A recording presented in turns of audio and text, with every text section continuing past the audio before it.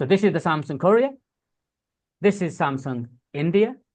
And there are some other associated entities, including subsidiaries around the world.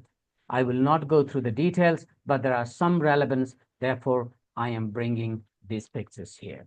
This is the 100% subsidiary, of course, it goes without saying, and some of these are subsidiary and others are some other associated companies. Now, here is the case.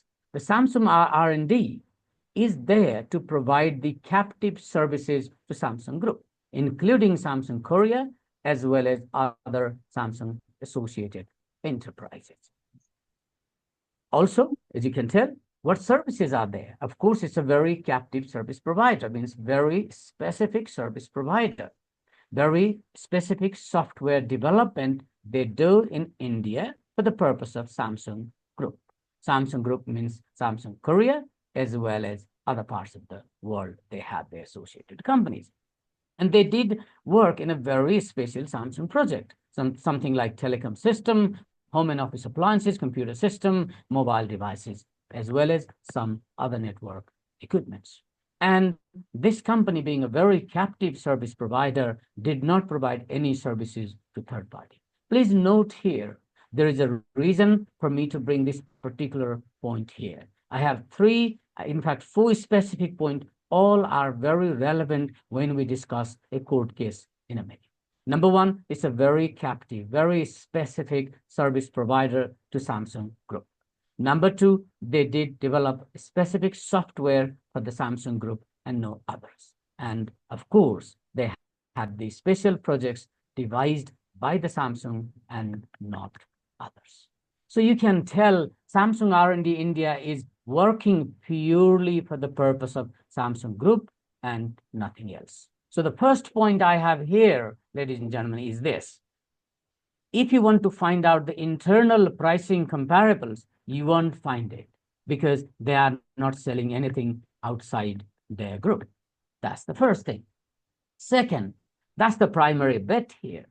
When they are providing services to the Samsung Korea and other Samsung associated entities, they are charging cost plus method. Cost plus simply means whatever cost they incurred in India plus the X percentage markup they used and they charge back to Samsung Korea. This is the case, and this has been going on for more than a decade because the company started back in 2004 and this carries on up to now, but you'll see where the case goes back to. You'll see the corporation tax rate in Korea is 27.5% and the normal financial year end is 31 December, like a calendar year. The tax rate is not much of the relevant in this particular case, but still it makes some sense. And India usually is a 25% corporation tax rate, but for some other companies, it's a very large company, for example, the income above 4 billion, that could go as high as 30%. And for non-India, for example, the foreign companies, the subject of the corporation tax rate could be as high as 35%. And in India, the fiscal year end is April to March, like our Shravan to Asap. And there is a double tax treaty between India and Korea. It goes back 2050. Not very long ago, but still there is a double tax treaty between India and Korea. In Nepal, we have a very few double tax treaties, only about 11 double tax treaties we have. Let's carry on further. I want to take you through some of the facts of the case. Number one, this goes back to the financial year 14-15. So look at here, the case, the company started going back 2004. And this case relates to 14-15. So for the first 10 years, there didn't appear to be any transfer pricing issue as such. Let me remind you, in India, unlike Nepal, the transfer pricing is started back in 2002. Although in Nepal as well, the concept of transfer pricing did come into the Income Tax Act 2058, going back 2002 under Section 33, but it took us 22 years for the transfer pricing directive to get landed. Anyway, that's not where we are going into today, but in India, the transfer pricing provision, transfer pricing directive and the transfer pricing practice did go up a lot over the past 22 years, unlike in Nepal. So this case goes back 14-15, assessment year 15-16, and in India, the corporation tax return deadline is 31 October, following the financial year within the assessment year, and 13 November if the transfer pricing provision applies. This company, Samsung R&D, filed its Indian corporation tax return in November 2015, correctly within the deadline, with the income of $28 million, 2,300 million Indian rupees around. So quite a good sum. 28 million US dollar is, I think, relatively a good size income. Please note this figure. You'll see in a minute, we have the opportunity to compare for the purpose of some discussion and some safe harbor. First thing, is it international transaction? Of course it is, because it's between India and outside India, which is Korea and some other countries where the Samsung Group has associated companies. Between associated companies, of course it is, and it is the only between associated entities and nothing else. So whatever service the Samsung India provides are all intra-group within the associated companies across the border. So the question is it a controlled transaction? Without going into too much detail, you can tell it is, or it would be, because it's only providing services to their associated entities, number one. Number two, it's the 100% subsidiary. And number three, you will see during the case that there are a lot of captive services and very closely and very specific equipments, specific projects, specific development, specific work being done by the Samsung India to the Samsung Korea. So you can see, you can at least feel there has to be the transactions that are controlled. But that's not what we will be testing in this case particular, but we will have some other points of transfer pricing discussed. Here, this is my question. Being the international transaction between associated companies which are controlled transactions, then what is the pricing? Of course, we know the pricing is cost plus. So is the cost plus correct? Number one. Number two, if the cost plus is correct, if that plus is correct, and so on, which we'll look into. Again, I'm going to repeat here, no services to any third party. This has a specific reference, a specific reason around it as to why I am mentioning this again here. For the purpose of transfer pricing, this will have a specific relevance. So what is the potential transfer pricing issue here? Again, I mentioned that, is the method correct? And if the method is correct, is the markup, that percentage is correct, is another point. Let me carry on. The fact of the case continues here. This particular case, you'll see why I like this. This case actually has three parts. Two parts relating to the transfer pricing, one part relating to depreciation, ladies and gentlemen, believe it or not. But that's not what I'm going to discuss. I will definitely cover this two part of the transfer pricing. And it is the second part that really interests me. Therefore, I picked up this case. The first part you will see could be relatively common around the world. The second part, I didn't find as many cases around the world. So I felt I would want to discuss about this to the wider audience. So the first part is this. In India, there is something called transfer pricing department, and there are transfer pricing officers there. We yet to see this in Nepal. In October 2018, please note the deadline as well. The transfer pricing officer, TPO, I call him as TP inspector, just to make the conversation easier. The transfer pricing inspector refused the cost plus method. Note down here, for the first time after 10 years, The company started back in 2004. And in 2014-15, for the first time, the transfer pricing inspector actually refused the method, the basis, which they can do. And they proposed, the gentleman proposed the transfer pricing adjustment up by 220,000 around US dollar. Now imagine, the reason I mentioned earlier 28 million income, and here the adjustment about just little over 220,000. Now, if you really take this into account in terms of the relevance and the materiality, I think it's not a big amount. $200,000 against about 28 million turnover US dollar. I think this is not really so much of the material in terms of size. But TPO, the transfer pricing inspector, actually proposed this adjustment. That's the first part. As I said, given the size, probably I wouldn't too much worry about this. In fact, if this case only did have this part, I wouldn't have discussed, because it's not the great size. Rather than arguing, probably it's easier and quicker that Samsung R&D pay this and don't bother. But here is the thing, the second part.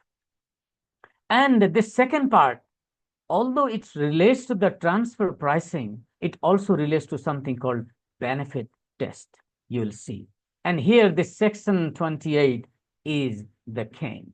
The Indian Income Tax Act 1961. Yeah, 1961. Yeah, 1961. Don't be confused. It is 1961, not like 2000 or something. The section 28 is there. And section 28 talks about something around the benefit. We'll come on to that in a minute. So the primary part of this second bit is, of course, transfer pricing, but it derived from this so-called section 28, subsection 4, which you'll see in a minute.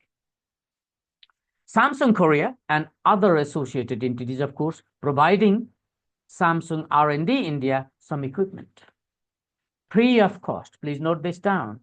So what's happening here within the group is that the Samsung Korea and all other associated entities, those who are receiving services from Samsung India, are providing some special equipment to the Samsung India free of cost. But here is a purpose. For the purpose of specific software development and testing, etc., as per their specific requirement. And after completion of that software development work and the special testing, those equipments were either returned to whoever provided, or because it didn't have any further use, therefore it was destroyed. Here, the assessing officer, AO, I call him as tax inspector, again, just to make the conversation easier, made a transfer pricing assessment by adding about 865,000 US dollar equivalent for the free equipment under this section 28B. Now, here is the thing. The tax inspector thinks, why Samsung R&D India is receiving these equipments for free? There must be a price. And because of that, the inspector added 865,000 to the assessment, because they think it can't be free. And if it is really free, there has to be the benefit test. There has to be some benefit under the section 28. And we do have this benefit rule probably in Nepal as well. Certainly, I know it is in UK too, but for some other reason. The reason, as I said, I picked up this case is because of this. I didn't see very many cases around the transfer pricing in around the world on this particular part. And you can tell the first part of the adjustment is about just above $200,000, and here it is 4 times that. I think the second part is way too important from the perspective of the size of the amount as well as the precedence. I think the more important thing here is the precedence. Let's see what happened. Now, I have three key questions here. Number one, how did the inspector come up with that 865,000 figure? The value of those equipment, $865,000. That's my first question. Please think about it. Second, did this free equipment really warrant the transfer pricing adjustment? Is it going to be part of the transfer pricing adjustment? If so, what basis? And the third and the final question is, would that free equipment really result in a taxable benefit for the recipient company?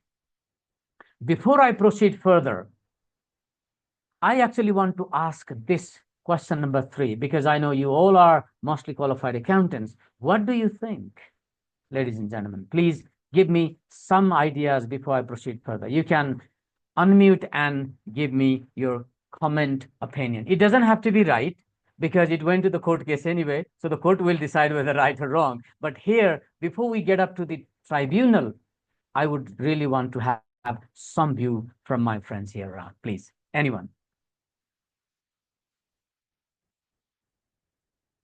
And whichever language you find comfortable, I'll be perfectly fine.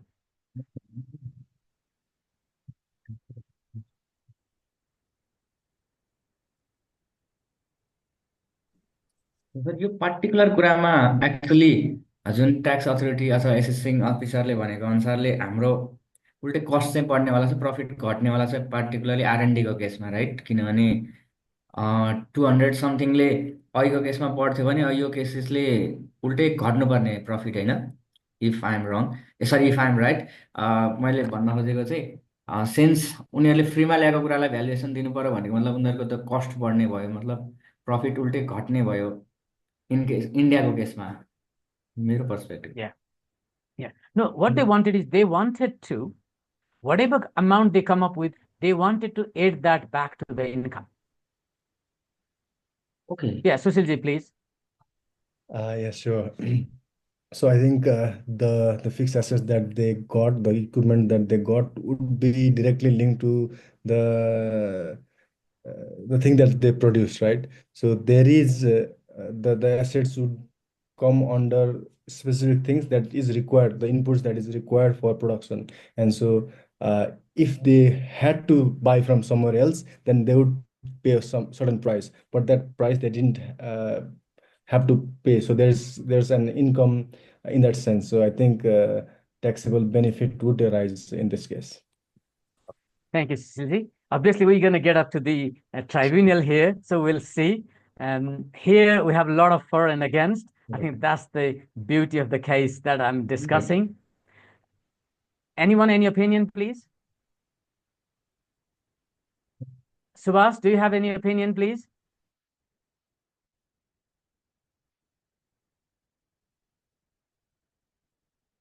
Okay, let me move on. Yeah, I have shortened the title of these guys. Assessing officer, I call him as tax inspector. And the TPO, transfer pricing officer, I call him as TP inspector, just to make the conversation again very common for everyone. But it doesn't mean anything. And here, who are the taxpayer relevant? One is, of course, the Samsung R&D India.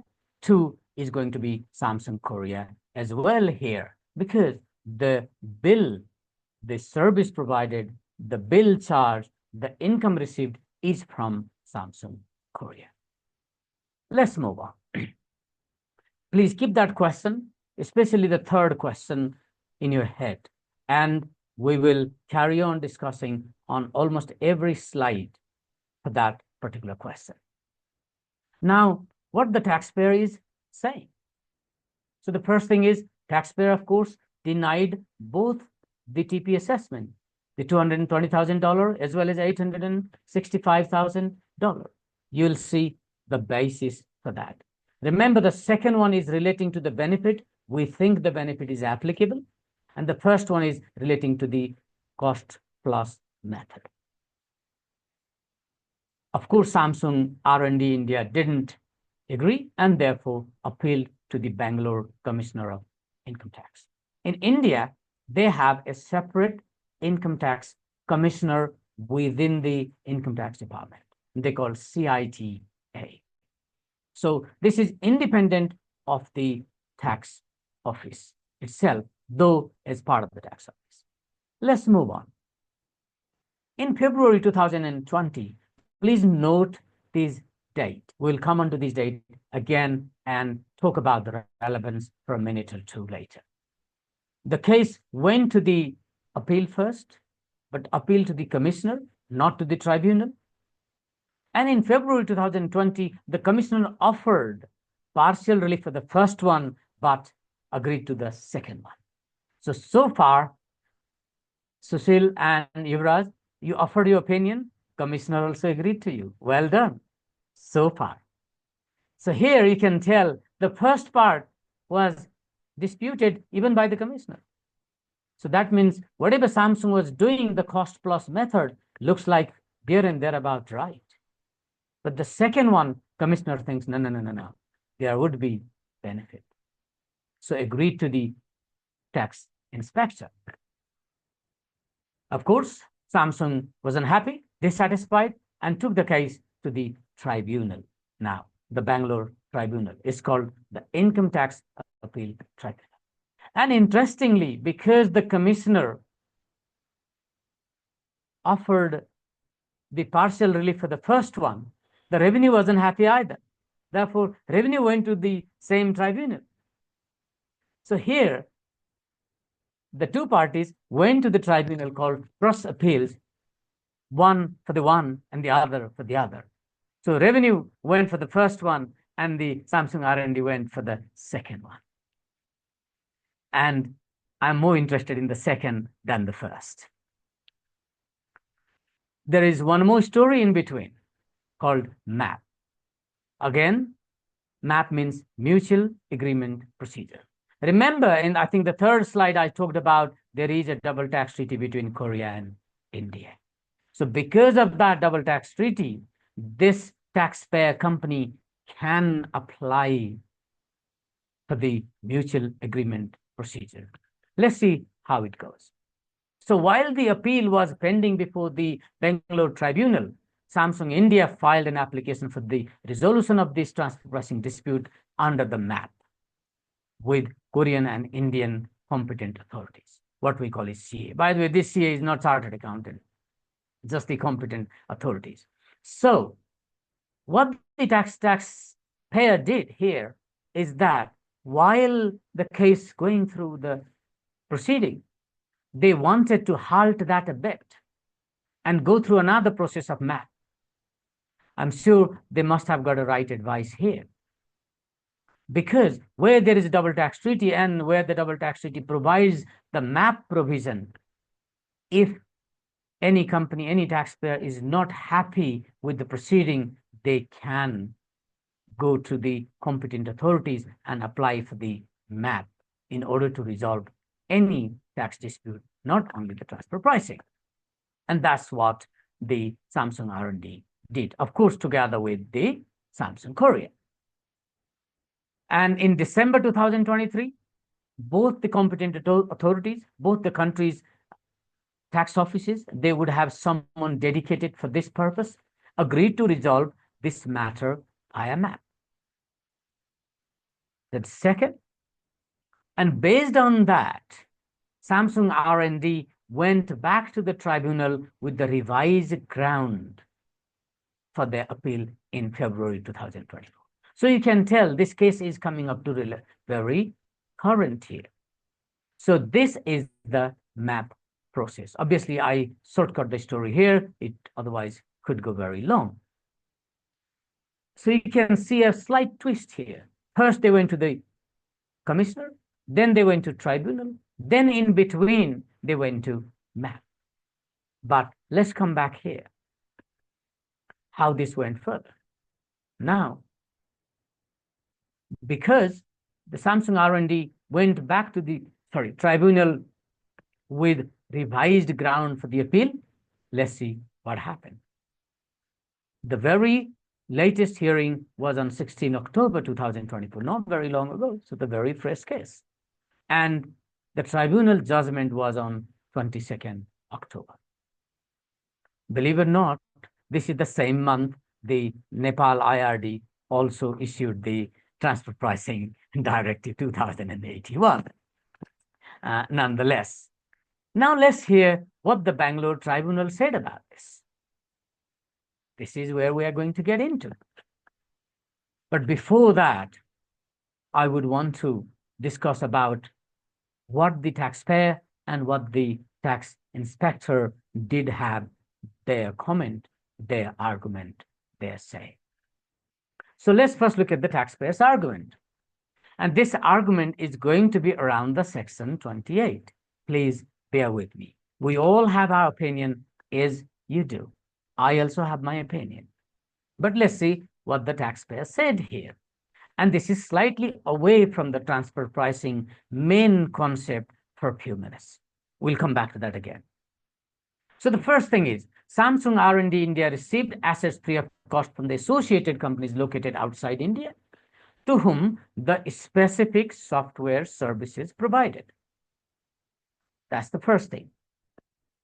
Second, these assets received free of cost, including testing board, camera, accessories, and other testing equipment. Look at this. This has got nothing to do with the tax, ladies and gentlemen, here. The third is the company, Samsung India, submitted before the tax inspector that the company is a captive service provider.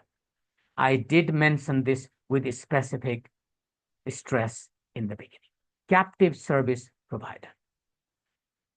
And to offer these specific services, Samsung R&D received some of these assets free of cost, so that the development of software and the subsequent testing can be carried out as per the specific requirement of the Samsung Group and the associated companies.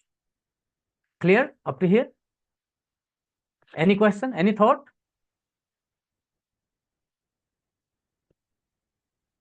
Let's move on. Another point the taxpayer said, if further submitted that the equipment are imported free of cost are for the purpose of real-time testing and calibration of software on the actual software, hardware, and compatibility, etc. I think Yuvraj would know more about this than me. I only read it out because that's something I can see. The captive means they are specific. And with this, they can recommend changes to their existing hardware and etc. So really what Samsung R&D was providing something very specific. And in order to offer that service, they needed some specific equipment, which can be used there, will be used there, in order to complete the work they do for the associated companies. Next, it also submitted a detailed note explaining how the various assets imported free of cost have been used for testing of the software and etc.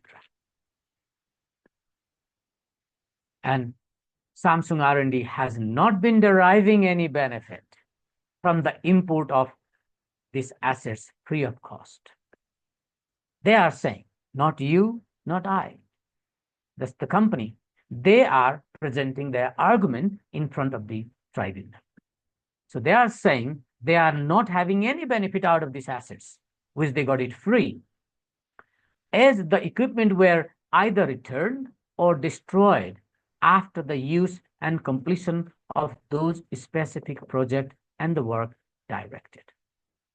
So they are saying they only got these assets just to complete that particular piece of assignment. And after that, they returned it or they destroyed it because it's not going to be of any further use for them, for the Samsung R&D. That's their logic. But Sushil said earlier that they use those assets to perform those services. Therefore, there has to be an element of business benefit, which does make sense. I also at least have to partly agree to that because we all are accountant. We understand those benefits. So we calculate numbers, we put it through the tax return, and we calculate the tax and ask client to pay the tax on that benefit. We know that. Let's carry on.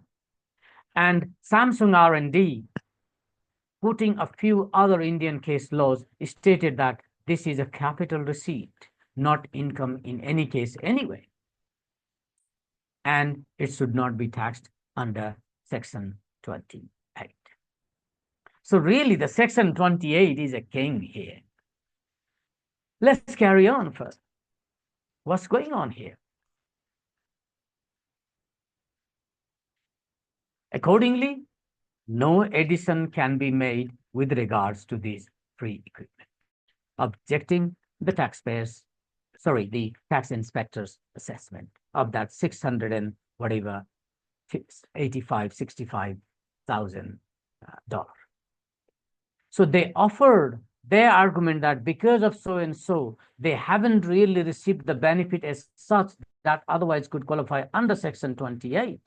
And therefore, no addition can be made, no assessment should be made like the tax inspector did. That is, of course, their argument, Samsung R&D's argument. Now, let's go to the tax authorities, what they are saying. Of course, they said many things, but I have tried to summarize that in one page. What the tax inspectors are saying. Number one, obviously, they did not accept whatever Samsung said, those submissions that we discussed. Number two, they are saying under the Section 28, they do satisfy the benefit test because they receive the assets free, which they use in their business of developing software, like Sushil said. That sounds in some order. Let's look at this. What they are saying.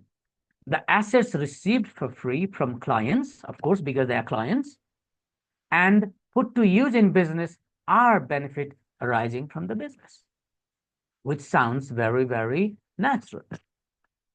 They said Samsung R&D failed to submit any documentation to understand the terms and conditions of such unusual free arrangement. That's one point they added. During the proceeding, Samsung R&D was specifically asked to show how such free of cost assets have been disclosed and recorded in the audited accounts of those associated companies, as well as its own books. And in Nepal, we love the word audited anyway. And the same in India. However, Samsung could not produce such documents for the verification. Next, some other information filed indicated that some of the assets have been returned and the others were destroyed after use. So this wasn't denied. And one more, this is actually slightly critical. I wasn't thinking about this, but it is there too in the case. The intercompany invoices said that the payment has to be made within 30 days. So the tax inspector found some invoices coming from those Samsung associated entities outside India to the Samsung R&D for those assets, that there are some invoices. And the invoices is telling that whatever amount is there is payable within 30 days. But then how come it's free? So we discussed it's free, and it's free. And here, the tax inspector found there is an invoice, which is saying 30 days payment term. So this is slightly conflicting. Probably this worked in some favor of the tax inspector. But let's see. And there is nothing on record to take a view that these assets were held as capital. That's dead. Let's carry on. I'm sure we have some good argument from both sides, right? What do you think?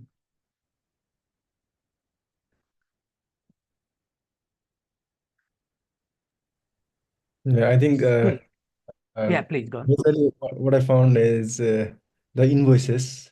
maybe this is due to some the technical issues of importing and exporting, where you need some documents to export something to another country. So I think the company in Korea might have, for that purposes, issued an invoice, and now that has come back to bite them. Very good point. In fact, very good point. I think without probably you reading the case, you read it, or you'd have read it. Very good point. Now, let's carry on. So, what the Bangalore Tribunal now said. Here we are. So, the real question is benefit test under the section 28. I've been saying this section is really king in this case. So, let's see what the section 28 itself actually says about it. So, first question is it benefit or is it not a benefit? We'll come on to that point, Sushilji. I like that. And you are on a very right track. I didn't go into that because otherwise I would probably struggle to finish in time, but you are on a very right track. So the first point is section 28 itself, right? Let's see what it says. I'm going to read here further. The inspector has to demonstrate what benefit is derived. They can't just say benefit derived. They need to be specific. Not me, that's the tribunal said. Is derived by the taxpayer, and in absence of such specific benefit, no addition can be made under section 28. So that's the first thing. Second, let's read this. What the section 28 says is the benefit should be available to the recipient to use and enjoy it permanently, and such benefit was received with an intention to circumvent the income. Please note this word, circumvention of the income. So the intention is to hide the income one way or the other, and such benefit should be, at least to an extent, to a degree, permanent, not temporary. Again, you and I aren't saying it. It's the section 28, and it is the discussion within the tribunal proceeding. So the question is enduring benefit. If you receive a car, how long you can use that car for? If you're in Nepal, probably 25 years, right? So that's the enduring benefit, for example. I'm sure you know what I meant by that. So the second, or the another point is under this section, the section 28, subsection 4, it should be irretrievable benefit arising to the taxpayer. And in this case, please note this, the free equipment available to Samsung India were largely either returned or destroyed. Therefore, this does not represent an irretrievable benefit to the company. So these are the discussion, these are the questioning, and these are the comments from tribunal. After hearing from both sides, the taxpayer and the tax authorities, of course. The section 28, subsection 4 can be applied in a number of situations, of course, but the bottom line, please note this, the bottom line would always be the circumvention of the income by taking or receiving income in other firms. So, ladies and gentlemen, here is the tribunal's thought. Obviously, I have summarized to a few points. There were many pages around it, but this is the gist. So, the enduring benefit, the intention of circumvention of the income, the permanency of the benefits, and around all of these, the bottom line, the crux is hiding or having income in the different form to try and avoid the tax. Let's see this here. Therefore, overall, there is no justification for making the addition. We haven't got up to the decision, but here the overall position looks like there isn't really a great justification of what the tax inspector is saying. Is it? Let's look at this. In view of these, the tax inspector is not correct in making that assessment of 865 million something. Sorry, 865,000 US dollar. Yeah, this is the case. Now,